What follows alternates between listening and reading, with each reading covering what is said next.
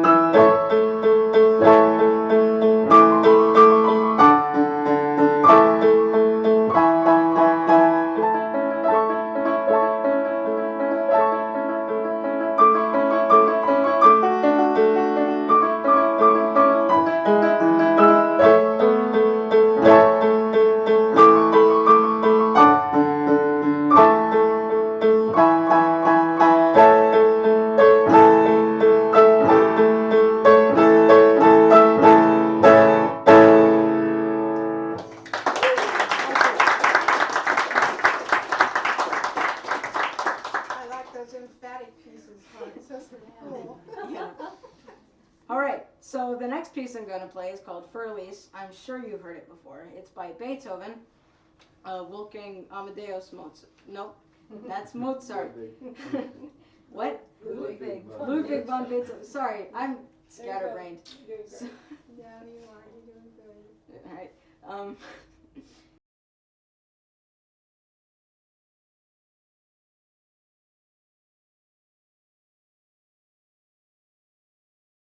Beethoven was also a child prodigy, but not as much as people thought, because it wasn't until later that everybody found out that his father had actually been lying about his age, even to Beethoven.